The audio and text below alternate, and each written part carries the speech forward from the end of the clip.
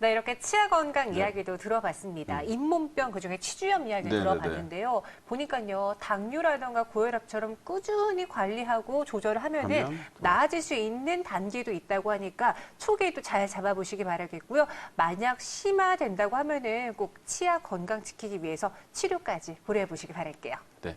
자, 그럼 저희는 이제 그 전에 저희 이제 팔꿈치 맞아요. 위주로 해서 외상과염, 뭐 내상과염, 그다음에 윤활랑까지 자 저희가 이제 공부를 해봤는데 자, 이제 팔꿈치에서 좀 더 내려와서 저희 2부는 이제 손목 관련된 질환에 대해서 거기에 대해서 이제 원장님께 설명을 듣도록 하겠습니다. 이제 손목하면요 가장 먼저 떠오르는 게 저는 이제 이 손목 터널 증후군이에요. 사실 뉴스에도 많이 나왔어요. 우리 마우스도 하느라 아이들도 또 게임한다고 마우스 한다고 이 손목 터널 증후군에 걸리는 사례도 종종 있었는데 그럼 원장님 손목이 아프면 이 손목 터널 증후군부터 먼저 의심하고 봐야 되는 건가요? 손목 터널 증후군이라고 해서 이제 손목 터널이 있고 손목이 아프다라고 느끼시기 쉬우신데요. 사실 손목 터널들의 가장 대표적인 증상은 손끝이 저리다입니다. 그래서 손목 터널 증후군으로 손목이 아프지는 않고요. 좀 굉장히 심한 경우에는 손바닥까지 저리기도 한데 이건 굉장히 심한 형태입니다. 그리고 이것이 조금 더 심해지게 되면은 그림에서 보시는 것과 같이 엄지손가락에 있는 손두덩의 근육이 위축되어서 손에 힘이 빠지기도 합니다. 이 질환은 우리 손목을 지나가는 정중신경이라는 신경에 질환이 생겼을 때 나타나는 질병이고요. 이름만 들어서는 굉장히 손목이 아플 것 같지만 사실은 손끝이 저린 질환이 되겠습니다. 그리고 다음 그림을 보여주시면은 손목의 구조를 볼 수가 있는데요. 손목에는 굉장히 여러 혈관, 신경, 힘줄이 지나가게 됩니다. 아무래도 우리 몸 모든 구조 중에서 손가락이 가장 섬세하게 움직이는 기관이 되겠습니다. 이 손가락을 섬세하게 움직이기 위해서는 여러 가지 힘줄이 필요하게 되는데요. 손목을 지나가는 손가락 힘줄만 해도 자그마치 24개가 있습니다.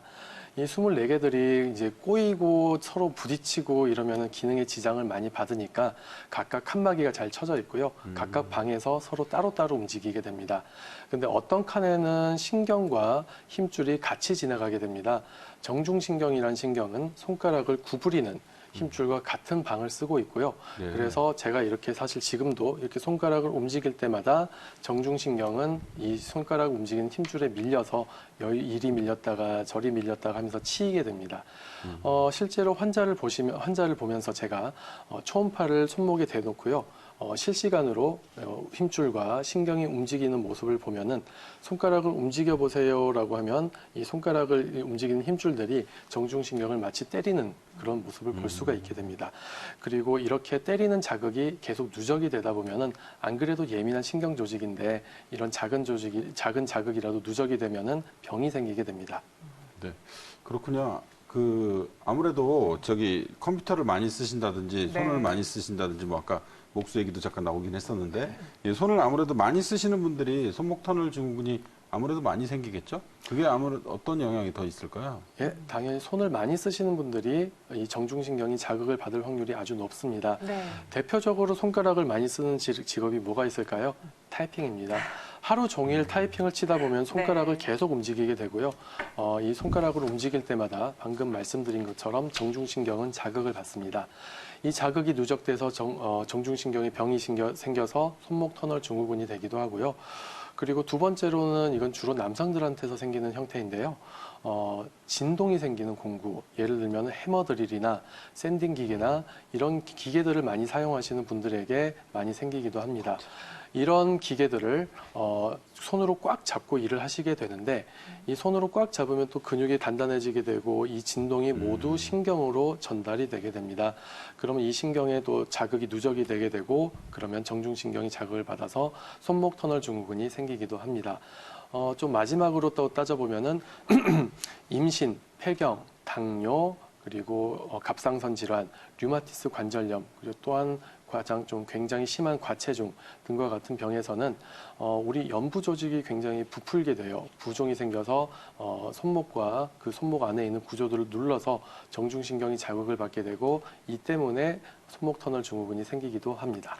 제가 놀라운 네. 게요. 저희 네. 어머님이 예전에 이렇게 타이핑을 오래 하시다가 갑자기 손끝이 아프다고, 손끝이 저리다고 하신 적이 있었거든요. 네, 네, 그래서 네. 저는 그때 손에 가시가 박혔나 뭐 그런 생각을 했었는데 이게 다 무지에서 왔던 거예요. 우리 시청자분들도 내가 손끝이 갑자기 아픈 경우가 있었는데 라고 생각이 든다면은 아, 이 손목 터널 증후군이 아니었을까 한 번쯤은 의심을 해보는 게 좋을 것 같거든요. 그럼 간단하게 우리가 자체적으로 알아볼 수 있는 방법은 또 어떤 게 있을까요? 가장 네. 쉽게 해볼 수 있는 진단법 하나를 알려드리겠습니다. 제가 그림도 준비했는데요. 그림을 보시면서 이렇게 좀 따라해 보시기 바랍니다. 손등을 서로 맞대시고요. 네. 그리고 거의 90도가 되도록 꺾으셔야 됩니다. 이렇게 하면은 그림에서 보시는 것과 같이 가운데 지나가는 신경이 눌리게 됩니다. 그리고 이 신경에 대한 자극을 30초, 좀 길게 하자면 1분 정도까지 지속해 보시고요. 이렇게 했는데도 손끝이 저리지 않고 아무런 증상이 없다. 괜찮으신 겁니다. 근데 이렇게 했는데 30초 정도 지났는데 아니면 30초가 채 지나기도 전에 저림감이 생겼다. 한번 가까운 정형외과를 가보시길 권하겠습니다. 그렇게 해서 정형외과에 가시게 되면은 초음파라든지 다른 검사를 통해서 부어 있는 정중신경을 확인해서 네, 이렇게. 손목 터널 증후군을 진단을 할 수도 있고요. 네. 그리고 신경학적 검사로 해서 신경 전도 검사를 통해서 네, 손목 네, 네. 터널 증후군을 확진을 할 수도 있습니다. 네, 네. 저희가 지금 한 30초 정도 30초? 따라해 네. 봤거든요. 아직은 괜찮은 것 같아요. 저도 무리는 없는데 약간 네, 네, 네. 피가 쏠리는 듯한 그런 느낌만 드는데 이 정도는 괜찮은 거죠? 네, 피가 쏠리는 느낌 너무 오래 정도는 하고 계시는 거 괜찮습니다. 아니에요? 다행이네요.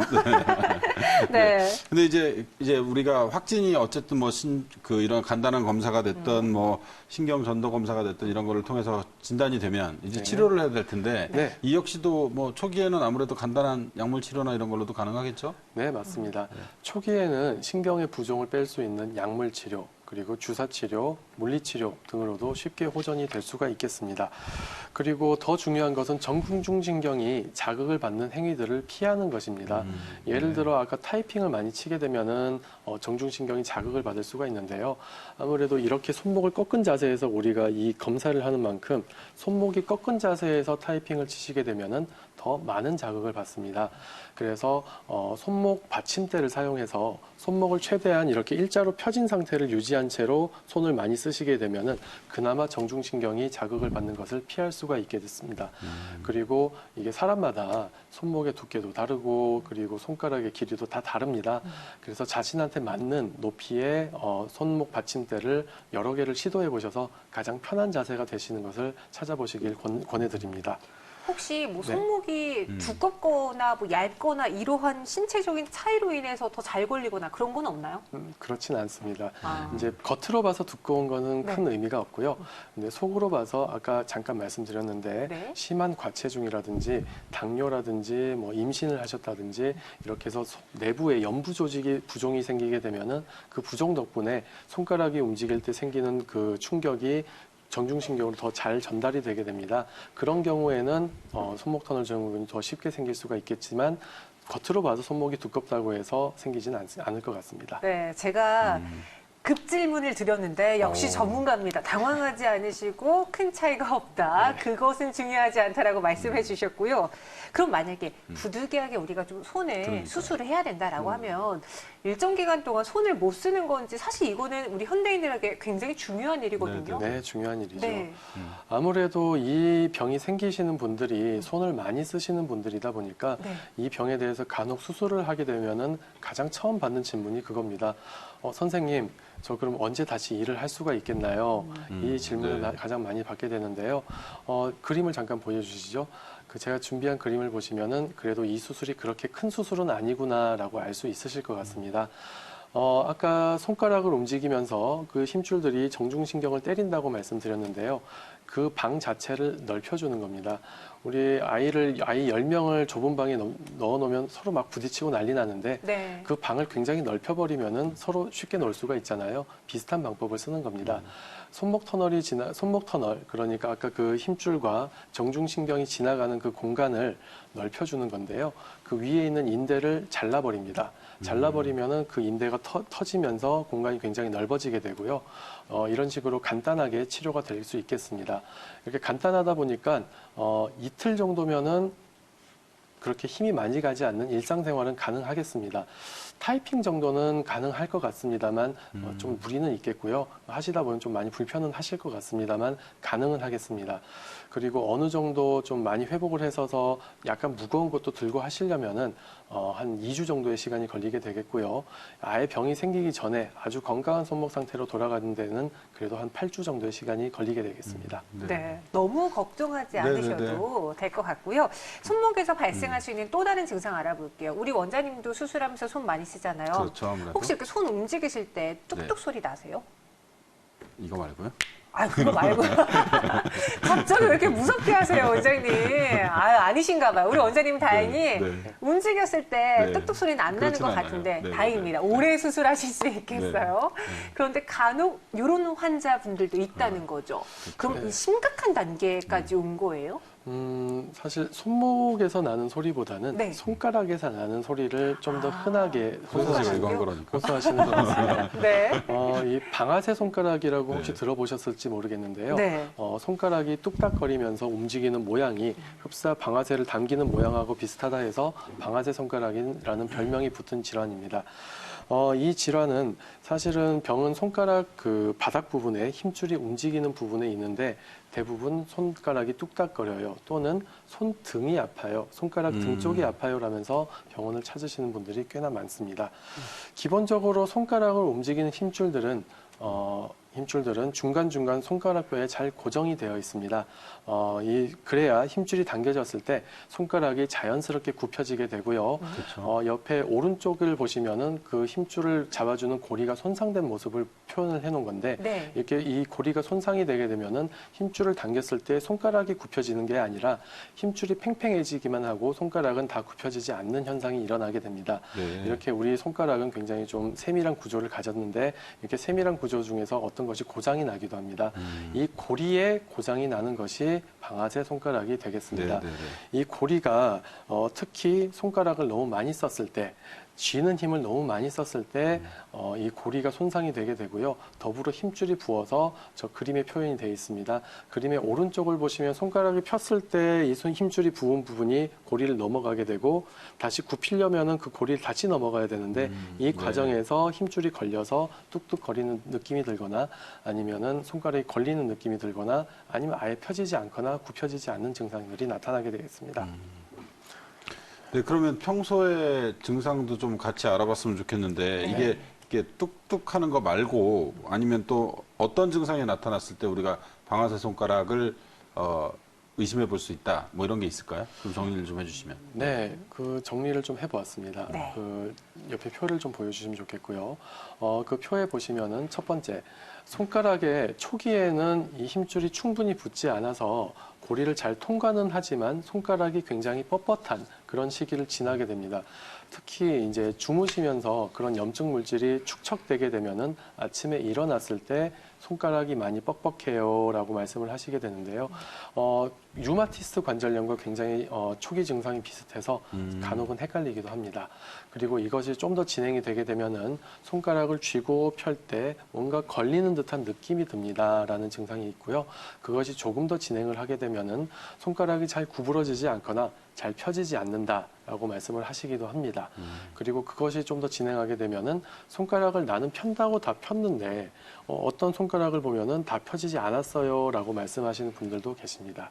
그리고 이런 상태에서 억지로 손가락을 움직이려고 하다 보면은 툭 하면서 굽혀지기도 하고 툭 하면서 펴지기도 합니다.